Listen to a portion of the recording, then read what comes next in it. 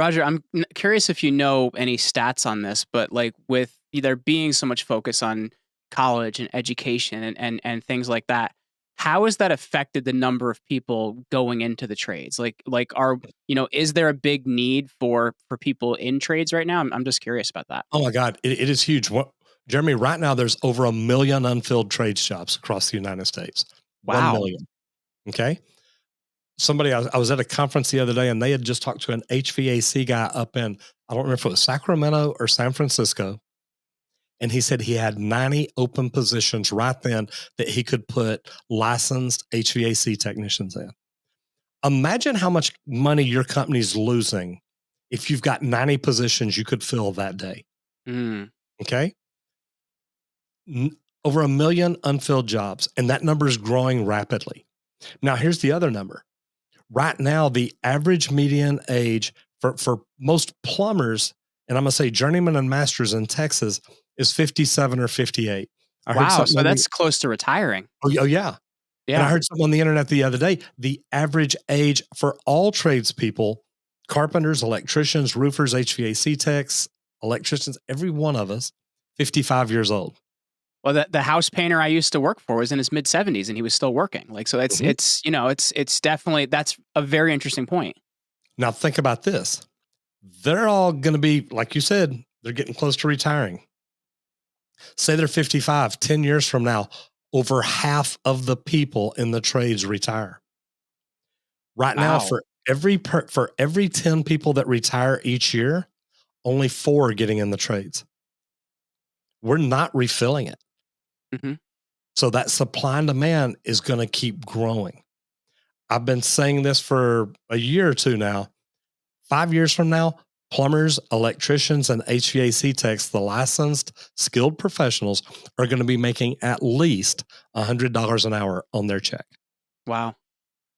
It's coming. So I guess like looking at that then, like, how do we, like, obviously a big part of what you're doing is educating people and showing them that the trades are another way. But like, I guess just like broadly through society, like how do we change that? Because I think a good trades job is a great job, but I think the way it's portrayed to a lot of people is there's like, that's grunt work. You don't want to do those things. But if you look at it, like, what it takes to become a master plumber, like the things you have to understand to be able to do that, there's a lot to that. And I guess when we look at it, like society wide, how do we handle those gaps, man? Because it isn't set up for like, just like it isn't set up for people to go start a business.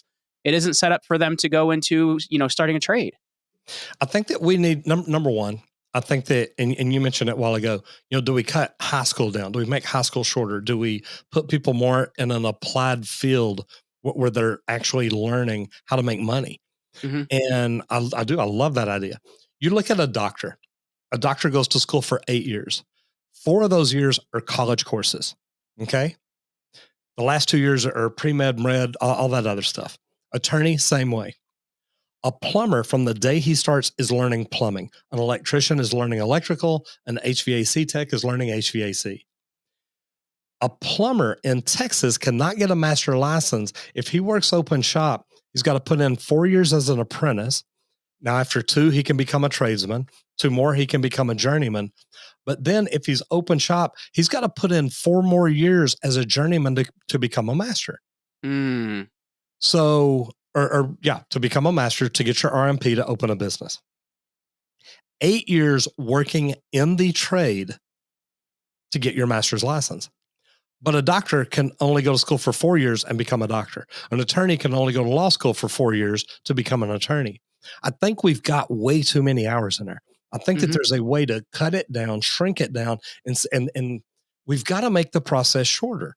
If you came to me and says, Roger, look, man, I'm thinking about getting in the trades. I want to open my own business. And I'm like, well, Jeremy, it's going to be 8 years before you can open your business. And you're like, yeah, I'll find something else. I'm not waiting 8 years. It's tough. It's so interesting because if you look at it as well, there's a lot of careers like, when you look at an MBA, do you know who employs the most MBAs in the world? Colleges, probably. The United States government. Seems like it's working out real well for them. I just think there's a lot of careers that we put so much focus on education on. And even those, I think, like, marketing, like most marketing, I think you can learn so much more in like a couple months of digital courses than you can in going to college for 4 years to learn marketing. You learn by doing. I think we just as a country, we need to get to more practical learning. I think there's a lot of value in that. Jeremy, take me for instance, marketing. I have spoken to and done lunch and learns for a couple of different marketing firms. The one that sticks out had, I believe it was 450 offices nationwide, 450 or 250. I'm not, I don't want to exaggerate. Each office had about 20 people in it. They were doing marketing. They were doing websites. They said they were doing social. Their webpage was huge. They do everything. And I did a lunch and learn for them and talked about the way I grow. I was doing more and doing things that they didn't even know about. And remember, look, I'm in the top 0.3% of YouTube. We're over 500. We're almost 600,000 subs. We'll hit 100 million views here in just the next few days. I know nothing about marketing and advertising. Mm-hmm. I know nothing about social media except when I've walked into conferences and got online and learned. Now I've hired coaches to help me get where I want to be, but look at that. I didn't go to college for this. I spent 4 or 5 years now in front of a computer learning to make videos, and we've done it.